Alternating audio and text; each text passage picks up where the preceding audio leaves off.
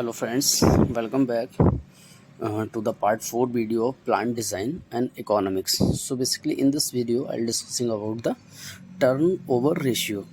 So in the previous part I discussed about the cost indexes, variation with capacity, payback time or break even point, or what is the difference between the payback time and break even point when we apply, and at the break even point the total sales is equals to total cost.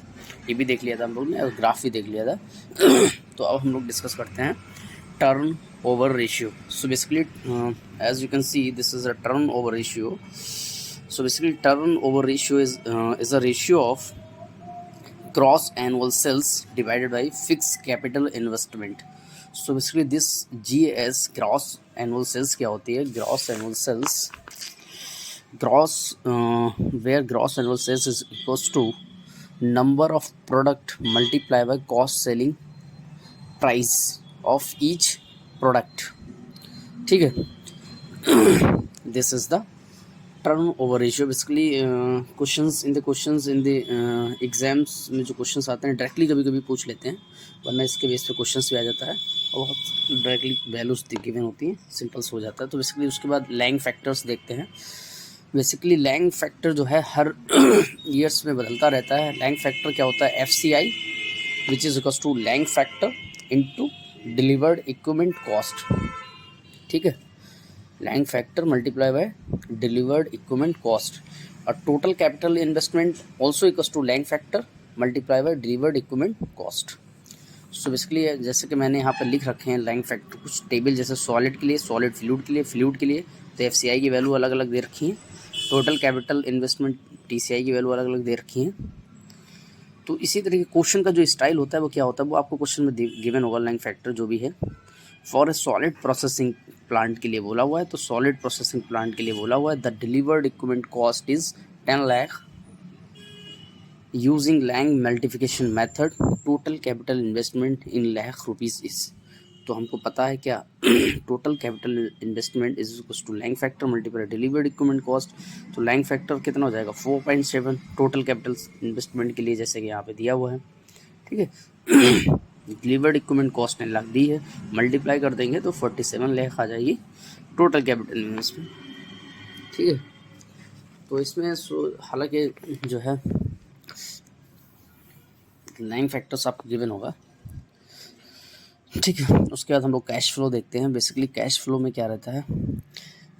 Cash flow में basically 4 terms आते हैं. एक तो revenue हो गया, एक profit हो गया, एक एक्सपेंसेस हो गया, दूसरा एक और हो गया जैसे इंडस्ट्री. तो बेसिकली रेवेन्यू क्या होता है? रेवेन्यू होता है बेसिकली टोटल सेल्स. प्रॉफिट क्या है? प्रॉफिट होता है रेवेन्यू माइनस एक्सपेंसेस या ऑपरेटिंग कॉस्ट हो सकते हो ऑफ. ठीक है. तो कुछ टर्म्स यूज़ होते हैं क्वेश्चंस को सॉल्व करने में, जैसे टैक्सफुल प्रॉफिट क्या होता है? टैक्सफुल प्रॉफिट होता है profit minus depreciation. Tax paid क्या होता है? टैक्स पेड होता है taxable profit multiply by the tax rate. Profit after tax क्या होता है? प्रॉफिट आफ्टर टैक्स होता है taxable profit minus tax paid. Cash flow होता है profit after tax PAT plus depreciation. ठीक है. तो इसके बेस पे काफ़ी क्वेश्चंस आते हैं. This is the cash flow charts. तो ये चार्ट्स आपको ध्यान रखना है. This is very very important charts. So basically profit before tax क्या होता है? या तो सेल्स माइनस कॉस्ट आपको गिवन होगा, या इनकम माइनस एक्सपेंसेस गिवन होंगी, ये सब चीज़ें होंगी. ठीक है. तो जैसे कि एक क्वेश्चंस मैंने ले रखा है, काफ़ी अच्छा क्वेश्चन है जैसे कि आप लोग देख पा रहे हैं. ठीक है. क्वेश्चन क्या है? Fixed cost is 24 crore, assume total cost is 24 crore. Same दे रखा है. मतलब FCI और TCI दोनों की वैल्यू 24 करोड़ दी है. Annual profit before tax PBT दिया हुआ है इस 10 crore per year. Expected life 10 year. Tax rate 40% per year. Linear depreciation is 10%. Salvage value 0 है. इंटरेस्ट रेट 12% दिया है. Find the net percent value. ठीक है. देखो हमको क्या क्या गिवन है? फिक्स FCI और फिक्स कैपिटल जो इन्वेस्टमेंट है दैट इज FCI हमको दे रखा है. TCI दे रखा है 24. PBT हमको दे रखा है 10 लाख. N की वैल्यू जो सर्विस लाइफ है, जो एक्सपेक्टेड लाइफ है, या जो है इक्विपमेंट लाइफ है वो है 10 ईयर. और इंटरेस्ट रेट हमको 12 दे रखा है, ठीक है। तो बेसिकली इसको हम लोग सॉल्व कैसे करेंगे, सॉल्व करने क्या है, बेसिकली डेप्रिसिएशन क्या दे रखा है, 10% हमको दे दिया है। 10% मतलब किसका है, लीनियर डेप्रिसिएशन मेथड अपलोड है, तो अप्लाई मतलब दे रखा है हमको। तो डी की वैल्यू क्या होती है, V not minus V S upon N. V not कितना हो जाएगा, इनिशियल वैल्यू क्या हो जाएगी, एफ सी आई या टी सी आई जो भी है, एफ सी आई का 24 दर का माइनस साल वैल्यू 0 दर की, एन की वैल्यू 10 दर की, तो 2.4 यहाँ से डेप्रिसिएशन आ गया। टैक्सफुल प्रॉफिट क्या होता है, profit before tax minus depreciation, profit before tax 10 दे रखा है 10 करोड़ माइनस डेप्रिसिएशन 2.4 निकाल लिया तो 7.6 आ गया। टैक्स पेड कितना हो जाएगा, taxable profit multiply by the tax rate, tax rate 7.6 तो हो गया हमारा टैक्सेबल प्रॉफिट। टैक्स रेट हमको 40% दिया है, 3.04 हो गया। अच्छा प्रॉफिट आफ्टर टैक्स क्या हो जाएगा, प्रॉफिट आफ्टर टैक्स क्या होता है, प्रॉफिट आफ्टर टैक्स होता है हमारा taxable profit minus tax paid, इन दोनों का माइनस होता है हमारा पीएटी।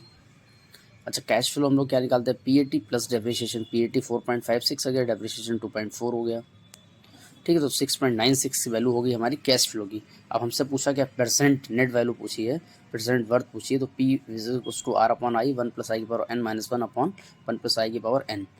तो डायरेक्टली मैं जो बेसिकली आर है that is a cash flow, तो इसकी वैल्यू मैंने 6.96 रख दी। आई इंटरेस्ट रेट 12% दिया हुआ है, 1 प्लस 0.12 की power 10 minus 1 upon 1 plus 1 plus 0.12 रखा, तो हमारे यहाँ पर 39.32 आ जाएगा करोड़ में। तो नेट प्रेजेंट वैल्यू क्या होती है, जो भी हमारा प्रेजेंट वर्थ आएगी minus we are subtracting the total capital investment, not fixed capital investment, we are subtracting the total capital investment. तो हम लोग इसे 24, हालांकि यहाँ पे सेम दे रखा है वो अलग चीज़ है, तो 15.34 करोड़ आ जाएगा हमारा आंसर। एनपीवी की वैल्यू जो आएगी net positive value that is 15.34 आ जाएगी। सिंपल था, काफ़ी सिंपल था क्वेश्चन। और देखते हैं हम लोग, एक क्वेश्चन और हमारे पास दिया हुआ है, फिक्स क्वेश्चन हमारे पास दिया हुआ है, fix capital investment for a chemical plant is 40 million with an estimated life 6 year and salvage value is 4 million, the interest rate 15%, tax rate दे रखा है 25% of the annual taxable income in the fixed year operation, the income from sales is 20 million and manufacturing expenses are 5 million.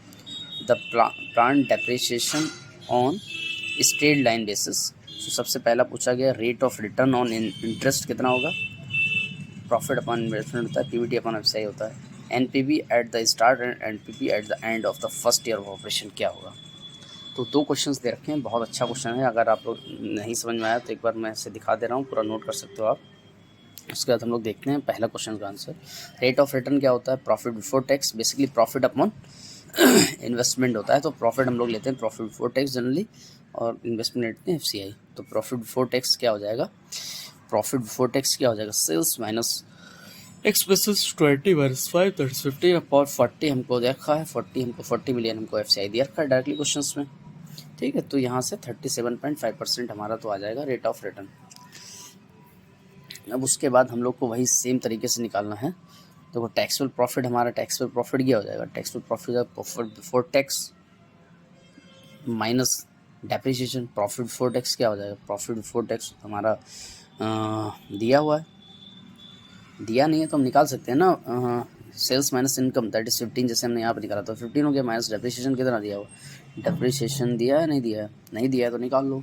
D is equal to क्या होता है, V not minus V S upon N, V not की value 40 रखी minus 4, V S की value 4 million रखी, 4 upon 6 year, service life इतनी है, देखो ये देखो 6 ईयर दी हुई सर्विस लाइफ, तो 6 रख दिया, यहाँ से डेप्रिसिएशन 6 आ गया, तो टैक्स पर प्रॉफिट क्या हो गया, यहाँ से 15 माइनस 6 9 हो गया, टैक्स पेड निकाल लिया, टैक्स पेड क्या हो गया, टैक्स पर profit into tax rate, 9 into 20% tax rate दिया है तो निकाल लिया 2.25 हो गया, प्रॉफिट आफ्टर टैक्स, टैक्स पर प्रॉफिट माइनस टैक्स पेड, दोनों को माइनस कर दिया, कैश फ्लो निकाल लिया, ठीक है। PAT plus depreciation cash flow 12.75, ये आर की वैल्यू हो गई।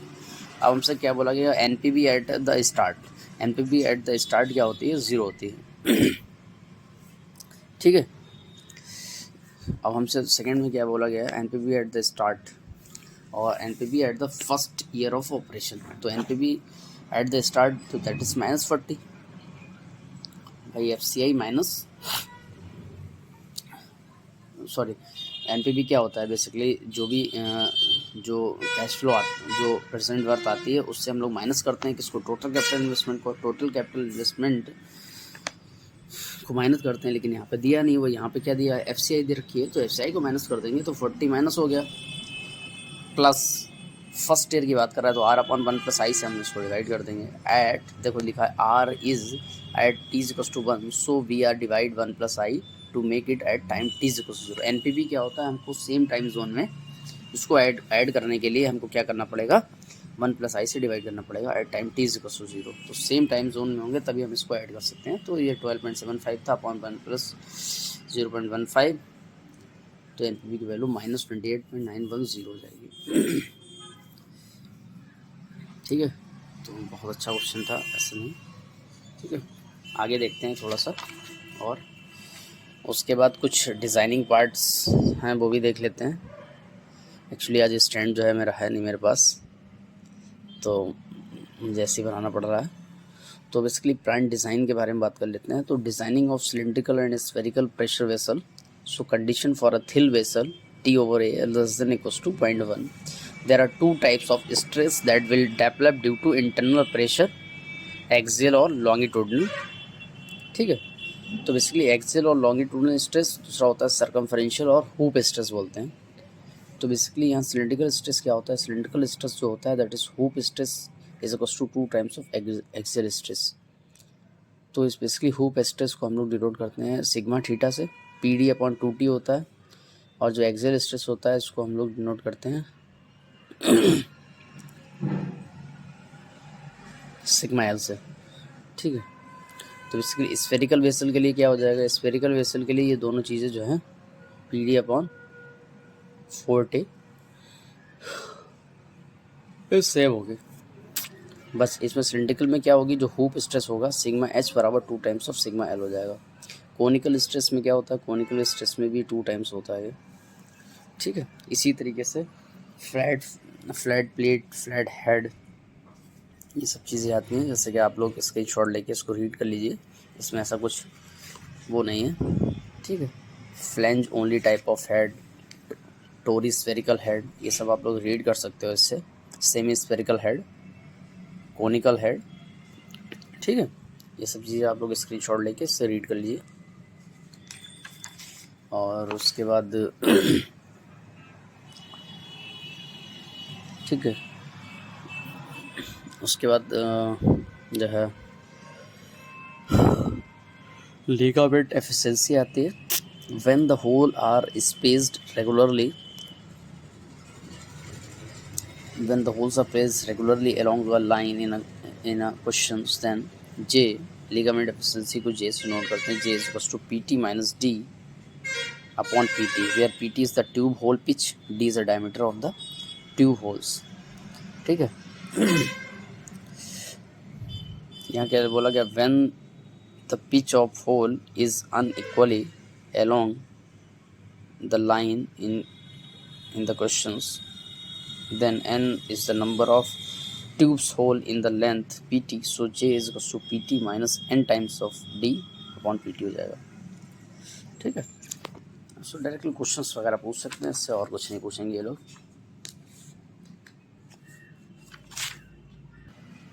तो हम लोग एक क्वेश्चंस देखते हैं, ये भी गेट 2019 का है, 2019 का दे रखा है, बहुत अच्छा सा क्वेश्चन है। तो क्वेश्चन क्या है बेसिकली, जैसे कि हम लोग रीड कर सकते हैं, consider to competing equipment A and B for a compound interest rate of 10% per annum in order for equipment V to be the economically cheaper। देखो यहाँ पर एक चीज़ बोली गई है, इकोनॉमिकली इक्वल या इकोनॉमिकली चीपर।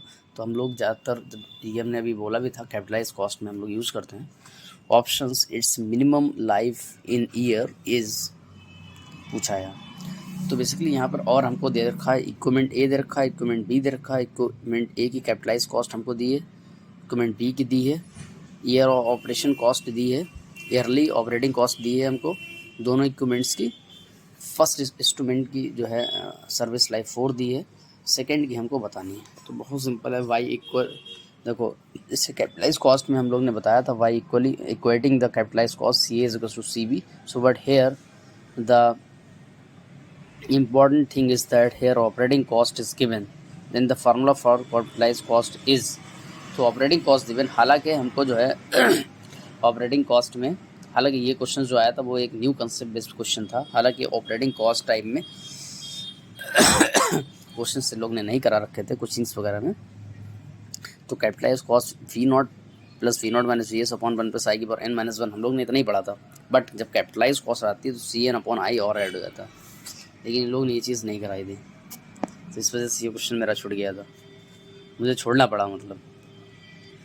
ठीक है, तो पहले का मतलब 80 लाख दे वो 80 के प्लस 80 के माइनस 0.1 प्लस ऑपरेटिंग कॉस्ट कितना 10 है और 0.10 मतलब 1.1 की पावर 4 माइनस 1 प्लस पहले की ऑपरेटिंग कॉस्ट 20 के अपॉन 0.1 हो गया. इसी तरीके से सेकंड के इक्वेट करेंगे, पहले की सर्विस लाइफ 4 ईयर है, सेकंड की हमको निकालनी है, इसको जब इक्वेट करेंगे तो एन की वैल्यू 8 आ जाएगी.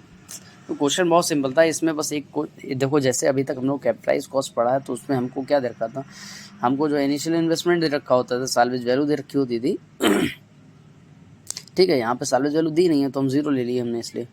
ठीक है, और उसके बाद हमको सर्विस लाइफ दे रखी होती थी और हम उससे कैपिटलाइज कॉस्ट निकाल देते थे. अगर दो इक्विपमेंट को इक्वेट कर रहा है तो इक्वली इकोनॉमिकली अगर बोल रहा है तो हम लोग ज़्यादातर कैपिटलाइज कॉस्ट को हमें पता चल जाता था ये क्वेश्चन कैपिटलाइज कॉस्ट का है. जब बात कंपेयरिंग की चलती है तो कैपिटलाइज कॉस्ट आ जाता है पिक्चर्स में, तो उससे हम लोग इक्वेट कर लेते थे. लेकिन इसमें क्या किया, इन्होंने ऑपरेटिंग कॉस्ट को ऐड कर दिया, तो ऑपरेटिंग कॉस्ट के बेस पे क्वेश्चंस वालों ने नहीं कराए थे. ठीक है, तो ये भी अच्छा कॉन्सेप्ट है, आप लोग नोट कर सकते हैं. ठीक है, उसके बाद हम लोग जो है प्लान डिज़ाइन इकोनॉमिक्स में इतना ही है. बाकी इसके जो इसका मेन पार्ट है वो क्वेश्चंस हैं, क्वेश्चंस की प्रैक्टिस करो. अभी मैं ज़्यादातर जितनी मेरी सीरीज़ आ रही हैं मैं सारे में अभी कंसेप्ट भी मतलब पूरा डिस्कस कर ले रहा हूँ. अगर लोग थोड़ा फॉलो करने लगेंगे अच्छे से और देखने लगेंगे वीडियोस तो मैं फिर न्यूमेरिकल का पार्ट एक अलग से लेके आऊँगा, पूरी सीरीज़ हर सब्जेक्ट की अलग से. फिर मुझ सारे क्वेश्चंस मैं कलेक्ट करूँगा, फिर क्वेश्चंस डिस्कस करना स्टार्ट करेंगे हम लोग. अभी मैं क्या कर रहा हूँ कि अभी थोड़ा लोग कम भी देख रहे हैं, अभी जानते भी नहीं हैं, तो अगर लोग पसंद करेंगे ज़्यादा तो फिर मैं क्वेश्चंस की सीरीज़ लेके आऊँगा. तो अभी फ़िलहाल हम लोग कंसेप्ट पे ही डिस्कस करते हैं. ठीक है, और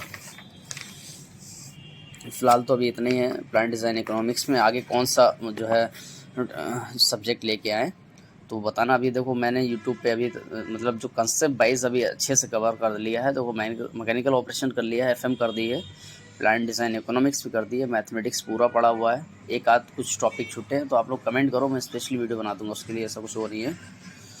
ठीक है, और ये भी क्वेश्चन एक है, देखो एक बेहतरीन सा क्वेश्चन है, स्क्रीनशॉट लेके आप लोग चाहो तो इसको सॉल्व कर सकते हैं. बेहतरीन गेट 2020 का क्वेश्चन है, 2020 का, और अच्छा क्वेश्चन है. और अगला कौन सा सब्जेक्ट स्टार्ट करें, हीट ट्रांसफ़र, थर्मो या मास ट्रांसफ़र या कोई और सब्जेक्ट, जो भी आप लोग को मतलब पसंद हो कमेंट करो. और चैनल को थोड़ा शेयर करो, सब्सक्राइब करवाओ ताकि उससे मोटिवेशन मिले.